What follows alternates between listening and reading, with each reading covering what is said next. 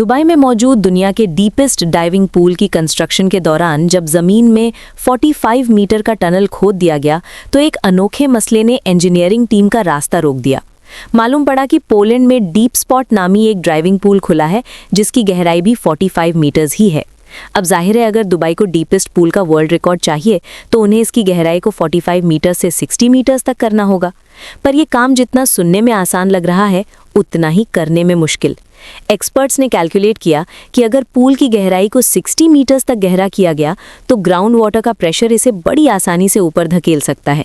ये ठीक ऐसा ही है जैसे भरी हुई पानी की बोतल को पानी के तहलाब में डाला जाए तो वो सरफेस पर ही रहेगी, क्योंकि बॉयंसी फोर्स की वजह से तहलाब का पानी उस बोतल को नीचे से ऊपर की तरफ धक्का देगा। यानी पूरा पूल किसी भी वक्त जमीन से ऊपर उठ सकता है। कंस्ट्रक्शन के इस पॉइंट पर दुबई का डीपेस्ट पूल बनाने का सपना टूटता हुआ दिख रहा था, लेकिन फिर एक आइडिया ने सब कुछ नाजरीन, वर्ल्ड रिकॉर्ड्स बनाने की बात हो तो दिमाग में सबसे पहला नाम दुबई का आता है। 425 गिनीज वर्ल्ड रिकॉर्ड्स के साथ दुबई पूरे मिडिल ईस्ट में अभी तक नंबर 1 पे है और ऐसा महसूस होता है कि ये नंबर दुबई के रूलर किसी कीमत पर खोना नहीं चाहते। वर्ल्ड रिकॉर्ड्स की इस लाइब्रेरी में एक और एडिशन हुई दुबई के प्रिंस शेख हमदान बिन राशिद अल मखतूम की फरमाइश पर, जिसको आज दुनिया डीप डाइव दुबई के नाम से जानती है। दुबई डीप डाइव सिर्फ एक पूल नहीं बल्कि ये एक अजीबो गरीब दुनिया है। 197 फीट्स या 60 मीटर्स की गहराई के साथ ये दुनिया का सबसे डीपेस्ट पूल है, जिसमें करीब 1 करोड़ 40 लाख लीटर्स पानी मौजूद है।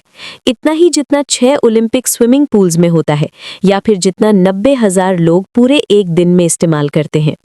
इस पूल में एक डूबे हुए शहर की थीम रखी गई है, जहां ड्राइवर्स को ऐसा एक्सपीरियंस मिलता है जिसका पहले सोचना भी मुश्किल था। पूल के पानी को साफ रखने के लिए नासा की मदद से एक ऐसा सिस्टम बनाया गया है जो हर 6 घंटे में पूरे 14 मिलियन लीटर्स को साफ कर देता है। चाहे बाहर का टेम्परेचर 50 डिग्री सेल्सियस हो या 20, पूल का पानी डाइवर्स के आराम के लिए हर वक्त 30 डिग्री पर ही मेंटेन रहता है। पर हम यहाँ डीप डाइव की खूबियों से ज़्यादा इसकी कंस्ट्रक्शन टेक्निक्स में इंटरेस्टेड हैं, क्योंकि इंजीनियरिंग कम्युनिटी का मानना है कि दुबई का ये डीपेस्ट पूल किसी इंजीनियरिंग के करिश्मे से कम नहीं है। डीप डाइव दुबई की कंस्ट्रक्शन के दौरान इंजीनियर्स को किन किन मुश्किलात का सामना करना पड़ा, बिना टाइम ज़ाया किए इन पर एक नज़र डालते हैं। सबसे पहला चैलेंज था प्लानिंग और डिज़ाइन का। क्राउन प्रिंस शेख हमदान चाहते थे कि कोई ऐसा डिज़ाइन हो जो दुबई की कल्चरल वैल्यूज़ की एक झलक दिखा सके। ऑयल और टूरिज्म से पहले दुबई में पर्ल डाइविंग का बड़ा काम था। प्रोफेशनल ड्राइवर्स बिना स्कूबा गियर्स के खुले समंदर में कूदते थे और सी शेल्स को ढूंढकर उसमें से मोती निकालकर बेचा करते थे। दुबई की इकोनॉमी का बड़ा हिस्सा पहले पर्ल डाइविंग पर ही डिपेंडेंट था। इसी आइडिया को नज़र में रखते हुए डीप ड्राइव को सी शेल की शक्ल दी गई। एक ऐसा शेल जो दूर से देखने पर समंदर किनारे खुले हुए शेल की तरह लगे। पर यह तो रहा इसका आउटर फसाद। फैसला अब ये करना था कि इसके अंदर दुनिया का डीपेस्ट डाइविंग पूल कैसे बनाया जाएगा। दुनिया भर से आर्किटेक्ट्स और इंजीनियर्स बुलवाए गए जो इस प्रोजेक्ट के लिए रियलिस्टिक आइडियाज़ दे सकें। सबसे आसान तरीका था कि 45 मीटर्स ऊंची एक मजबूत बिल्डिंग खड़ी की जाए और उसके अंदर पानी भरा जाए। पर इस आइडिया में एक मसला था। ये पूल 45 मीटर्स गहरा तो बन जाएगा, लेकिन वर्ल्ड रिकॉर्ड बनाने की शर्त यह है कि पूल ज़मीन के ऊपर नहीं बल्कि इसके नीचे बना हुआ हो। दूसरा ये कि दुबई एक बहुत गर्म शहर है। अगर पूल ज़मीन से ऊपर बिल्डिंग में बनाया गया तो माहौल की गर्मी पूल के एटमॉस्फेयर को भी अपनी लपेट में ले सकती है। दुबई के क्राउन प्रिंस चाहते थे कि एक ऐसा पूल बने जिसके न सिर्फ डिज़ाइन बल्कि उसकी गहराई के बारे में भी दुनिया बातें करें। तभी फैसला किया गया कि दुनिया का सबसे गहरा डाइविंग पूल ज़मीन के नीचे खोदा जाएगा। ज़मीन में एक शाफ्ट खोदी जाएगी जो हॉरिजॉन्टल नहीं बल्कि वर्टिकल होगी। और यहीं से शुरुआत हुई एक नए चैलेंज की, और वो था एक्सकवेशन। इंजीनियरिंग टीम का चैलेंज एक ऐसी शाफ्ट खोदने का था जो चौड़ाई में 65 फीट्स और गहराई में 147 फीट्स होगी। इस शाफ्ट को सिर्फ खोदना ही नहीं बल्कि इसके बॉर्डर पर एक दीवार भी खड़ी करनी थी जो इस शाफ्ट को कोलैप्स होने से भी रोकेगी। इंजीनियरिंग की ज़बान में इस दीवार को डायफ्राम वॉल कहा जाता है। इस काम को अंजाम देने के लिए एक खास एक्सकवेटर मंगाया गया। मशीन की मदद से 147 फीट्स की गहराई तक एक पिलर जितनी चौड़ाई का खड्डा खोदा गया। फिर इसमें स्टील केज डालकर कंक्रीट भर दिया गया और फिर इसी तरीके से छोटे छोटे चंक्स में पूरी डायफ्राम वॉल बनाई गई। इस प्रोसेस में टोटल 2 महीने से भी ज़्यादा का वक्त लग गया। इसके बाद काम शुरू हुआ खुदाई का। प्लान ये था कि 5-5 मीटर्स करके खुदाई की जाएगी 45 मीटर्स नीचे तक, जहां तक डायाफ्राम वॉल मौजूद है। पर पहले 5 मीटर्स की खुदाई के बाद ही एक नया चैलेंज उनका इंतजार कर रहा था, ग्राउंड वाटर से निपटने का। डायाफ्राम वॉल बनाने के बाद जब एक्सकवेशन का काम शुरू हुआ तो 8 मीटर्स के बाद ही जमीन के नीचे से पानी निकल आया। अब क्योंकि डायाफ्राम वॉल चंक्स में बनाई गई थी, इसी वजह से इसमें छोटे छोटे गैप्स मौजूद थे और इन गैप्स में से ग्राउंड वाटर आसानी से निकलकर टनल के बीच में जमा होना शुरू हो गया। ग्राउंड वाटर को मैनेज किए बगैर एक्सकवेशन का काम जारी रखना मुमकिन नहीं था। इस मसले से निपटने के लिए पंप्स लगाए गए जो लगातार पानी को बाहर निकालते रहे और साथ साथ एक्सकवेशन का काम भी चलता रहा। अगले 2 सालों तक खुदाई होती रही और इस पूरे अरसे के दौरान पंप्स भी लगातार चलते रहे। दुबई डीप ड्राइव के लिए टोटल 45,000 टन मिट्टी, रेत और पत्थर का मलबा बाहर निकाला गया। एक्सकवेशन के बाद जब पंप्स को बंद किया गया तो टनल में दोबारा से पानी भरने लगा। इस सूरत में जरूरी था कि पहले डायाफ्राम वॉल को अच्छी तरह वाटरप्रूफ बनाया जाए। अगले कई महीनों के दौरान डायाफ्राम वॉल की वाटरप्रूफिंग की गई और उसके बाद जाकर वाटर पंप्स को बंद किया गया। डायाफ्राम वॉल, टनल की खुदाई और ग्राउंड वाटर को रोकने के लिए वाटरप्रूफिंग में टोटल 3 साल से भी ज्यादा का वक्त लग गया। अब इंजीनियरिंग टीम पहले ही काफ़ी लेट हो चुकी थी, एक एक दिन कीमती था। पर इसी दौरान डीप ड्राइव की कंस्ट्रक्शन प्रोसेस में एक नई मुसीबत खड़ी हो गई, डिज़ाइन में तब्दीली।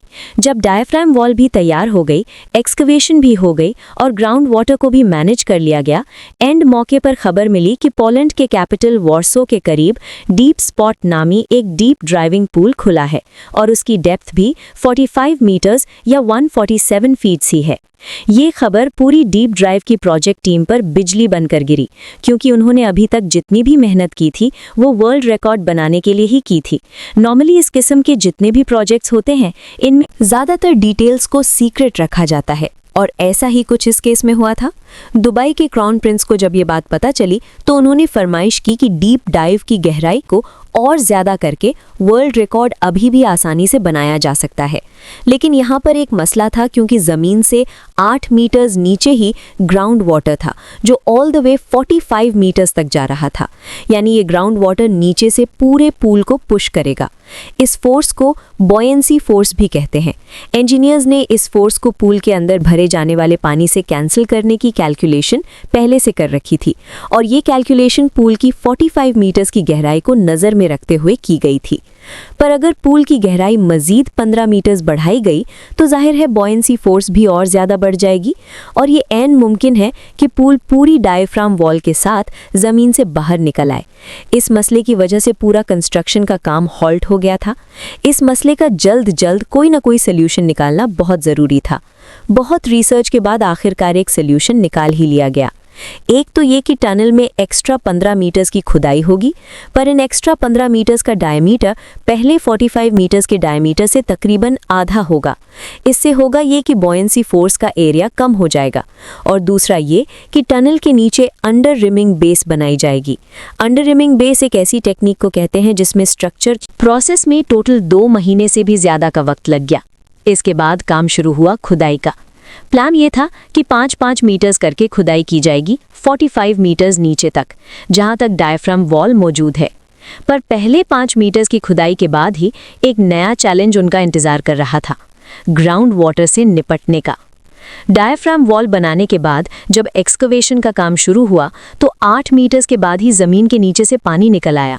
अब क्योंकि डायाफ्राम वॉल चंक्स में बनाई गई थी, इसी वजह से इसमें छोटे छोटे गैप्स मौजूद थे और इन गैप्स में से ग्राउंड वाटर आसानी से निकलकर टनल के बीच में जमा होना शुरू हो गया।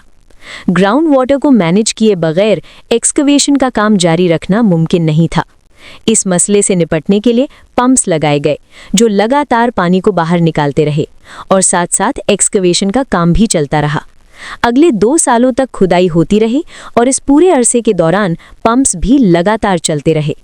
दुबई डीप ड्राइव के लिए टोटल 45,000 टन मिट्टी, रेत और पत्थर का मलबा बाहर निकाला गया। एक्सकवेशन के बाद जब पंप्स को बंद किया गया तो टनल में दोबारा से पानी भरने लगा। इस सूरत में ज़रूरी था कि पहले डायाफ्राम वॉल को अच्छी तरह वाटरप्रूफ बनाया जाए। अगले कई महीनों के दौरान डायाफ्राम वॉल की वाटरप्रूफिंग की गई और उसके बाद जाकर वाटर पंप्स को बंद किया गया। डायाफ्राम वॉल, टनल की खुदाई और ग्राउंड वाटर को रोकने के लिए वाटरप्रूफिंग में टोटल 3 साल से भी ज्यादा का वक्त लग गया। अब इंजीनियरिंग टीम पहले ही काफी लेट हो चुकी थी, एक दिन कीमती था। पर इसी दौरान डीप ड्राइव की कंस्ट्रक्शन प्रोसेस में एक नई मुसीबत खड़ी हो गई, डिजाइन में तब्दीली। जब डायाफ्राम वॉल भी तैयार हो गई, एक्सकवेशन भी हो गई और ग्राउंड वाटर को भी मैनेज कर लिया गया, एंड इस मौके पर खबर मिली कि पोलैंड के कैपिटल वॉर्सो के करीब डीप स्पॉट नामी एक डीप ड्राइविंग पूल खुला है और उसकी डेप्थ भी 45 मीटर्स या 147 फीट्स ही है। ये खबर पूरी डीप ड्राइव की प्रोजेक्ट टीम पर बिजली बनकर गिरी, क्योंकि उन्होंने अभी तक जितनी भी मेहनत की थी वो वर्ल्ड रिकॉर्ड बनाने के लिए ही की थी। नॉर्मली इस किस्म के जितने भी प्रोजेक्ट्स होते हैं, इनमें